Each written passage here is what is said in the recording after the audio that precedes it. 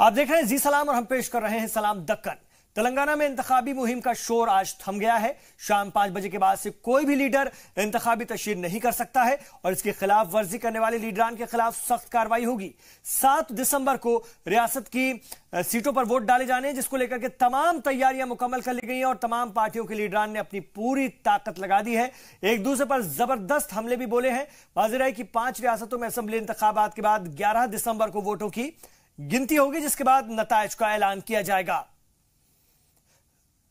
तो आज तेलंगाना में भी आखिरी दिन तशहीर के सभी सियासी जमातों ने अपनी पूरी ताकत लगा दी। जहां कांग्रेस इत्तेहाद, बीजेपी, टीआरएस और एआईएमआईएम के तमाम लीडरान ने पूरी कोशिश की अपने तरफ वोटर को राग़िब करने की, अपनी बात रखने की और सब ने जमकर तशहीर की।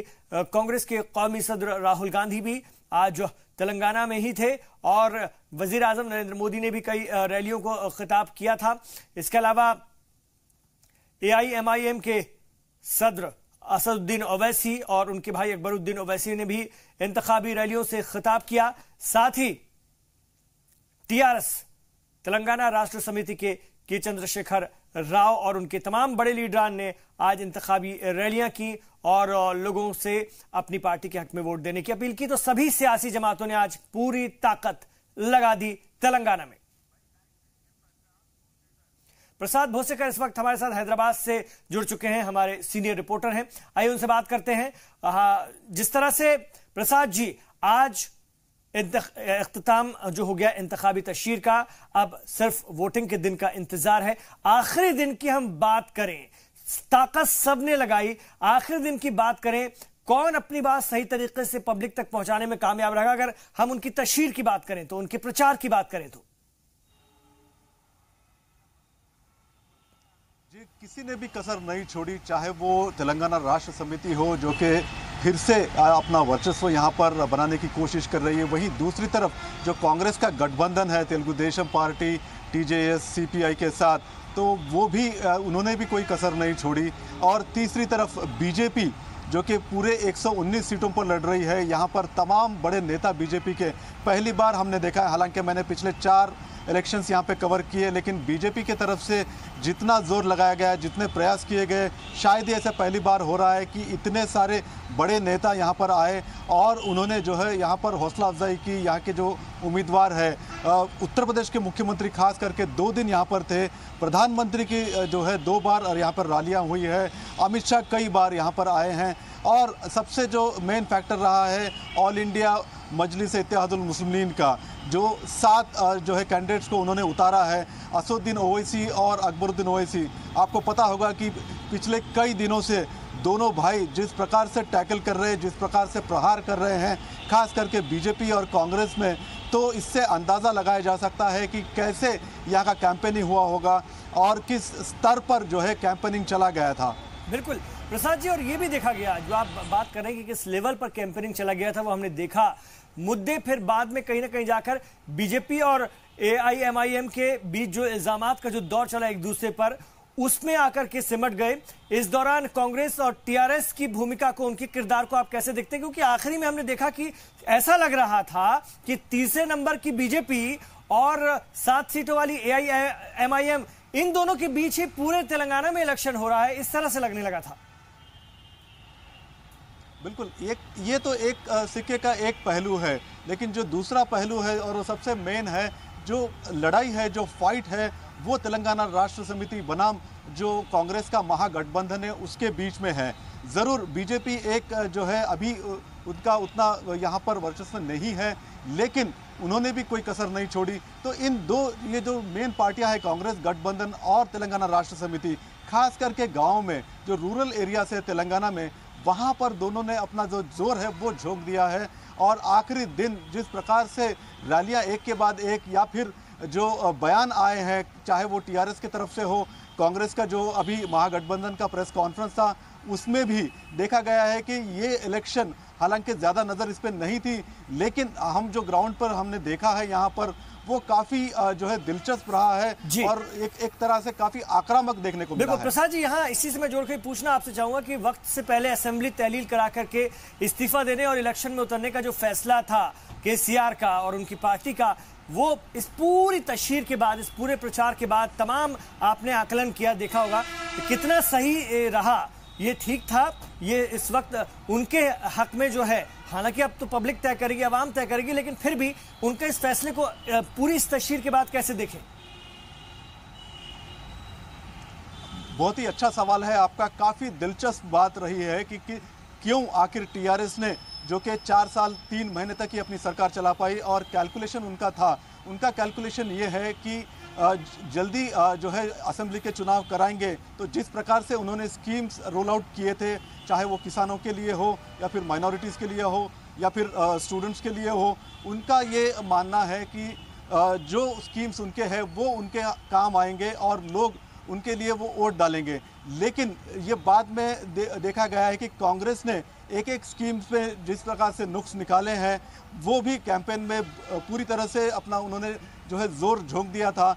जिस प्रकार से कैंपेनिंग हुआ है, तो अब जाकर के लग रहा है, क्योंकि 5 बजे कैंपेनिंग खत्म हो गया है, 7 तारीख को चुनाव है, ज़रूर जो है वोटर्स अपना जो वोट है वो देंगे और 11 तारीख को नतीजे मालूम होंगे। लेकिन ऐसा जो पहले माना जा रहा था कि वन साइडेड हो सकता है, टीआरएस के पक्ष में लहर चल रही है, वो अब बिल्कुल नहीं कह सकते हैं। जब तक वोट नहीं डाले जाएंगे या फिर नतीजे नहीं आ सकते, तब तक कहना काफी मुश्किल है। और इसी तशहीर के बिना पर मैं आपसे पूछना चाहूंगा, क्योंकि आपने बहुत जमीन पर लोगों को देखा है और वहां के की सियासत को बहुत अच्छे से समझते हैं। कांग्रेस और तेलुगु देशम पार्टी का ये इत्तेहाद जो हुआ है और भी उसमें सियासी जमातें हैं, वो कितना प्रैक्टिकल साबित होगा? क्या लगता है आपको? ये चीज वो तो आवाम तय करेगी, लेकिन इस इंतखाबी तशहीर में और जिस तरह से उन्होंने एग्रेसिव कैंपेनिंग की, उसके बाद क्या कहेंगे? वो इत्तेहाद ठीक है अपनी जगह, ये फैसला सही रहा कांग्रेस के लिए? बिल्कुल, ये भी एक दिलचस्प मुद्दा रहेगा। इस जो आपने सवाल पूछा, उसका जवाब है वोट ट्रांसफर। जो गठबंधन हुआ है वो अलग अलग पार्टियों के बीच में हुआ, और खास करके तेलुगु देशम और जो कांग्रेस का गठबंधन है, ये कभी भी पहले सोचा नहीं जा सकता था, क्योंकि तेलुगु देशम पार्टी बनी थी कांग्रेस के खिलाफ, और जो उनका आइडियोलॉजी है बिल्कुल वो कांग्रेस के खिलाफ था। लेकिन जैसे कि राजनीति में कहते हैं, कोई भी परमानेंट दोस्त या दुश्मन नहीं होते हैं, वही साबित हुआ। लेकिन जिस प्रकार से वोट ट्रांसफर होंगे या फिर नहीं, ये देखना काफ़ी दिलचस्प रहेगा। मिसाल के तौर पर जहां पर तेलुगु देशम का गढ़ है, अगर वहां पर कांग्रेस का कैंडिडेट या गठबंधन का दूसरा कैंडिडेट होता है, तो क्या जो तेलुगु देशम के चाहने वाले हैं, सपोर्टर्स हैं, वो दूसरे कैंडिडेट को डालेंगे या फिर नहीं? यही बात हमने 2009 के चुनाव में देखा था, जब तेलुगु देशम और टीआरएस का गठबंधन था, लेकिन वह उस टाइम पर जो वोट ट्रांसफर नहीं हुआ था। तो अब क्या वोट ट्रांसफर हो सकता है, होगा, ये देखना काफी दिलचस्प रहेगा। अच्छा, टीआरएस तेलंगाना राष्ट्र समिति ये माहौल बनाने में क्या इस कैंपेनिंग में कामयाब रही कि देखिए तेलंगाना की मुखालफत करने वाले, उसका विरोध करने वाले आज तेलुगु देशम पार्टी तेलंगाना में घुसने की कोशिश कर रहे हैं, जो बात के चंद्रशेखर राव अपनी कई रैलियों में बोल चुके हैं। और कांग्रेस ये हमेशा कहती रही कि वो है असली जिम्मेदार तेलंगाना बनाने की, उसने तेलंगाना बनाया। तो कहीं ना कहीं टीआरएस ये साबित करने में कामयाब रही क्या कैंपेनिंग में कि कांग्रेस गलत लोगों के साथ है? और देखिए तेलंगाना की सबसे ज्यादा मुखालफत करने वाले लोग आज तेलंगाना में घुसने की कोशिश कर रहे हैं। देखिए, ये कहना काफी मुश्किल है। जरूर दोनों भी पक्ष जो है अपने अपनी बात भुना रहे हैं और ये कह रहे हैं लोगों से कि हमने बहुत कुछ किया है। एक तरफ जैसा कि आपने कहा, टीआरएस जो 4 साल से उनका कार्यकाल रहा है, उसमें उन्होंने किस प्रकार से स्कीम्स रोल आउट किए, किसानों को कैसे मदद की, वो बताने की कोशिश कर रहे हैं। दूसरी तरफ कांग्रेस ये भी लोगों को जता रही है कि कांग्रेस पार्टी ही थी जो 2014 में उन्होंने तेलंगाना दिया, और आज भी राहुल गांधी ने कहा कि जो जिस प्रकार से जो आंध्रा में उनको इसका खामियाजा भुगतना पड़ा, और पूरी की पूरी जो आंध्रा में जो 25 सीटें हैं लोकसभा की, वो उनको हारनी पड़ी। तो अब लोगों के बीच में ज़रूर मंथन चल रहा होगा, क्योंकि कैंपेनिंग ख़त्म हो गया है। लोग अपना मन किस प्रकार से बनाते हैं, कौन से पक्ष को वोट देते हैं, ये भी काफ़ी दिलचस्प रहेगा। शुक्रिया आपका इस पूरी बातचीत के लिए प्रसाद जी, हैदराबाद से। तो इंतखाबी तशहीर खत्म हुई है तेलंगाना में और हम पूरी ग्राउंड रियलिटी जांचने की कोशिश कर रहे थे कि तशहीर के दौरान क्या कुछ निकलकर सामने आ रहा है। हालांकि अब आवाम को फैसला करना है, 7 तारीख को वोट डाले जाएंगे, आवाम के पास वक्त है सोचने समझने का। सबरीमाला मंदिर तनाजा मामले को लेकर केरल में सियासी हंगामा रुकने का नाम ही नहीं ले रहा है और जहां बीजेपी लीडरान ने पार्टी लीडरान की गिरफ्तारी को लेकर भूख हड़ताल शुरू कर दी है, तो दूसरी जानिब कांग्रेस दफा 144 हटाने और अकीदतमंदों को दीगर सहूलियात के लिए असेंबली में जमकर हंगामा कर रही है। इसी बीच केरला हाईकोर्ट ने पूरे मामले पर नजर रखने के लिए 3 रुकनी कमेटी की तश्कील की है, जबकि बीजेपी हर हाल में इसे बड़ा बनाना चाहती है। उसके लिए मरकजी क़यादत ने बाकायदा 3 रुकनी वफ्द विशाखापट्टनम भेजा था। वाज़ेह है कि गुज़िश्ता दिनों सुप्रीम कोर्ट के एक फैसले ने मंदिर में औरतों के दाखिले को हरी झंडी दे रखी है, जिसके बाद से ही यह हंगामा तूल पकड़ता जा रहा है। Protest is going on. Our Kerala government creating problem in Sabarimala. Last some days, the police raj is there, 144 is there, barrack is there. Anti-Ayyappa movement is creating by Pinarayi Vijayan. Our movement is, we are supporting Ayyappa Bhaktas. That's the main thing. Our fast is going on. We are expecting a good reply for government side. There is 100% judicial matter. I don't touch that point. I am mentioned only one point. Pinarayi Vijayan and his group creating problem for Sabarimala. Last some days they are creating new problems every day. Police raj and everything is there. And we are our stand is remove immediately police force in Sabarimala and free yatra for Sabarimala. That is our expectation. Karnataka में सूखे से परेशान हाल किसानों से लेकर BJP मैदान में उनके मसले को लेकर उतरने लगी है। मुतासिर जिला का दौरा कर पार्टी लीडरान हालात का जायजा ले रहे हैं। इस मौके पर उन्होंने रियासती हुकूमत पर गैर संजीदगी का इल्जाम लगाते हुए जमकर हमला भी बोला। वाज़ेह है कि इस साल पहले तबाहकुन बारिश और बाद में सूखे की वजह से रियासत के किसान नकल मकानी करने पर मजबूर हो रहे हैं। हालांकि मनरेगा में काम दिला करके मकामी इंतजामिया उनकी मदद करने का दावा कर रही है, लेकिन बीजेपी इस मामले को तूल देना चाहती है। इसको लेकर बीजेपी ने 10 दिसंबर को एक बड़ा मुजाहरा करने का भी ऐलान किया है। In Karnataka we are seeing major drought.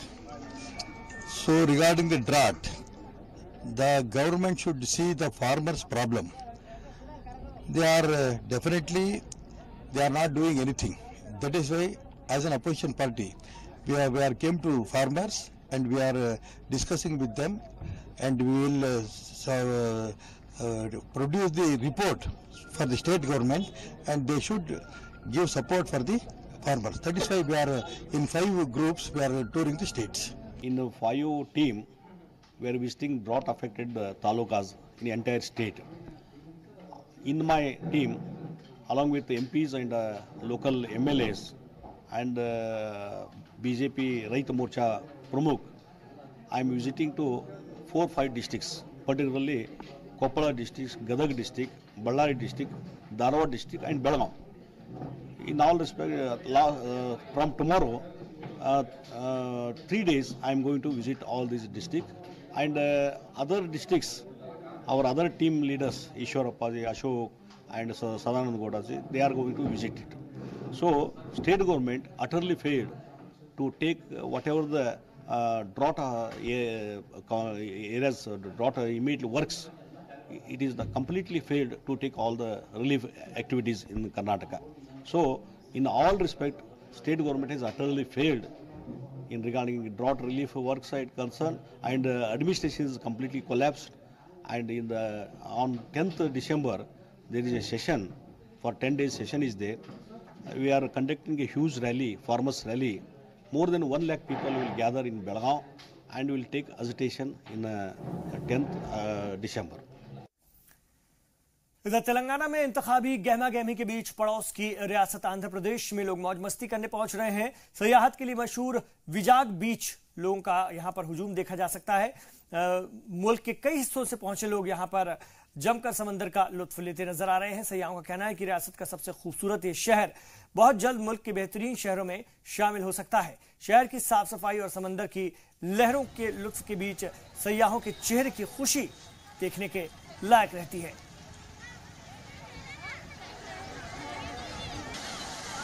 बेहद खूबसूरत साफ शफाफ समंदर आंध्रा।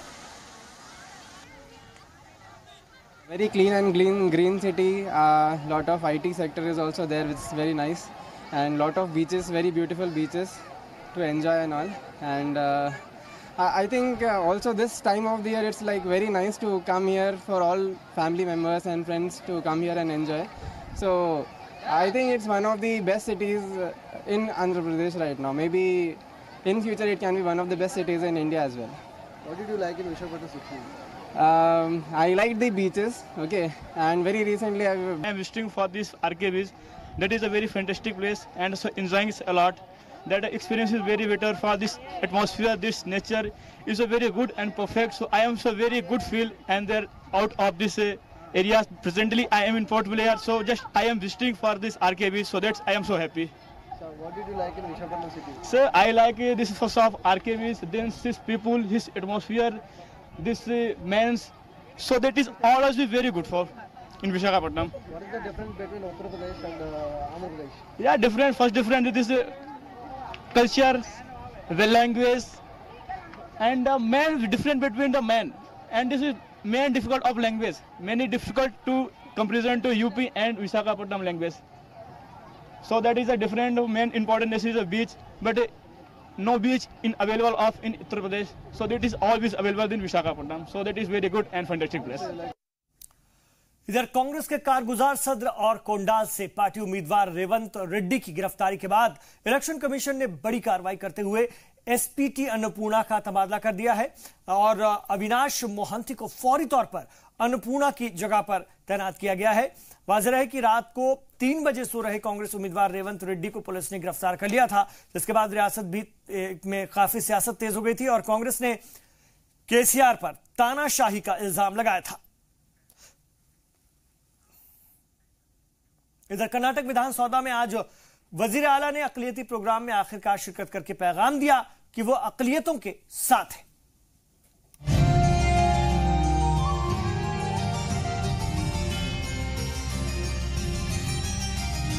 कर्नाटक में जब से जेडीएस कांग्रेस की सरकार बनी है, तब से वजीर आला कुमारस्वामी पर यही इल्जाम लगता रहा है कि वो अक़लियती तबके को नजरअंदाज कर रहे हैं। सीएम ओहदे का हलफ लेने के बाद किसी भी अक़लियती प्रोग्राम में शरीक नहीं हुए, चाहे वो ईद मिलाद का प्रोग्राम हो या हज का इफ्तिताही इजलास। वजीर आला के इस रवैये पर लगातार सवाल खड़े होने लगे थे। कुमारस्वामी मुसलमानों से खफा हैं या बेवफा? जी सलाम भी लगातार कुमारस्वामी की बेरुखी को आवाम के सामने लाया और जी सलाम की कोशिशें रंग लाई। आखिरकार पहली बार कर्नाटक डेवलपमेंट कॉरपोरेशन की जानिब से विधानसभा में मुनक्किद इजलास में शरीक हुए वजीर आला। सीएम के साथ डिप्टी सीएम डी परमेश्वर भी शामिल हुए। ಮೊದಲನೇ ಕಂತು ಇವತ್ತು 167 ಫಲಾನುಭವಿಗಳನ್ನು ಗುರುತಿಸಿ ಅದರಲ್ಲಿ ಅಲ್ಪಸಂಖ್ಯಾತರು ಅಂದರೆ ಮುಸಲ್ಮಾನ್ ಬಂಧುಗಳು, ಅಲ್ಲಿಂದ ಸಿಖ್ ಸಮಾಜ, ಅಲ್ಲಿಂದ ಕ್ರಿಶ್ಚಿಯನ್ ಸಮಾಜ, ಜೈನ್ ಸಮಾಜದ ಯುವಕರಿಗೆ ಈ ಒಂದು ವಾಹನಗಳ ಸೌಕರ್ಯಗಳಿಗೆ ಮೈನಾರಿಟಿ ಡೆವಲಪ್ಮೆಂಟ್ ಕಾರ್ಪೊರೇಷನ್ ಸುಮಾರು 4.5 ರಿಂದ 5 ಕೋಟಿ ಹಣವನ್ನು ಮೊದಲನೇ ಹಂತದ್ದು ಬಿಡುಗಡೆ ಮಾಡಿ ಇವತ್ತು ಆ ಒಂದು ಯುವಕರ ಒಂದು ವೃತ್ತಿಯನ್ನು ಮಾಡಲಿಕ್ಕೆ ಆ ಕುಟುಂಬಗಳ ನಿರ್ವಹಣೆಗೆ ಮೈನಾರಿಟಿ ಡೆವಲಪ್ಮೆಂಟ್ ಕಾರ್ಪೊರೇಷನ್ನಿಂದ ಹಣವನ್ನು ಕೊಟ್ಟಿದ್ದೇವೆ। ಅದರ ಮುಖಾಂತರ ಇವತ್ತು ವಾಹನಗಳನ್ನು ಅವರೆಲ್ಲರಿಗೂ ಖರೀದಿ ಮಾಡತಕ್ಕಂಥದ್ದಕ್ಕೆ ಸರ್ಕಾರದಿಂದ ಎಲ್ಲ ರೀತಿಯ ಸವಲತ್ತುಗಳನ್ನು ಕಲ್ಪಿಸಿಕೊಡ್ತಾರೆ। केएमडीसी की जानिब से बेरोजगार अक़लियती नौजवानों को 3 लाख की सब्सिडी और लोन के साथ कार, टैक्सी और माल बरदार गाड़ियां तकसीम किए गए। इस मौके पर रियासती अक़लियती वजीर ज़मीर अहमद खान ने मीडिया से बातचीत में कहा कि 2017-18 की अर्जियों पर 150 गाड़ियां दी गई और जल्द ही 2018-19 की अर्जियों का ऐलान कर दिया जाएगा। साथ ही दावा किया कि हुकूमत नौजवानों को रोजगार देने के लिए हर मुमकिन कोशिश कर रही है। 20,000 के अंदर इंस्टॉलमेंट होता है, उसका इंस्टॉलमेंट जो बनने का होता है उसके ऊपर जो भी है उसको बचत होता है, कम से कम एक 40-50 हज़ार रुपये बचता है उसको। तो वो ख्याल रखते हुए कि हमने माइनॉरिटी में स्कीम लाया, इस बार 160% व्हीकल दिए। ये 2017-18 का, अभी 18-19 का जो है इस साल का यानी 18 का जो है 635 व्हीकल्स है। अभी 2-3 महीने में वो 635 भी व्हीकल देगी। इस बजट में 19 करोड़ बजट में टारगेट दिया गया है, जिसमें 633 बेनिफिशरीज को इस स्कीम के तहत उनको इमदाद फराहम की जाएगी। सरकार का हलफ है कि 2018-19 में 600 से ज्यादा बेरोजगार नौजवानों को माल बरदार गाड़ियां तकसीम की जाएंगी। इसके लिए ऑनलाइन दरख्वास्त की जा सकती है और जल्द ही ऐलान भी किया जाएगा। बहरहाल वजीर आला, नायब वजीर आला ने एक साथ प्रोग्राम को झंडी दिखाकर अक़लियती तबके को पैगाम देने की कोशिश की है कि सरकार अक़लियतों के साथ है। वजीर आला कुमारस्वामी लगातार अक़लियतों के प्रोग्रामों में गैर हाजिर रहे हैं। इस खबर को जी सलाम ने लगातार अवाम के सामने पेश किया है। आज वजीर आला कर्नाटका डेवलपमेंट कॉरपोरेशन बोर्ड के इजलास में शिरकत करके सबको चौंका दिया। कैमरा पर्सन समीर के साथ शाहिद काजी, जी मीडिया, बेंगलुरु। और दुनिया की सबसे उम्रदराज यूट्यूबर मसनम्मा का इंतकाल हो गया है। 107 साल की उम्र में आंध्र प्रदेश के गुंटूर गांव में उन्होंने आखिरी सांस ली। उनकी कुकिंग स्टाइल ने सभी का दिल जीत लिया था और उनके स्टाइल ने भारत ही नहीं दुनिया में बड़ा नाम कमाया। तो इन तमाम खबरों पर हमारी नजर बनी हुई है।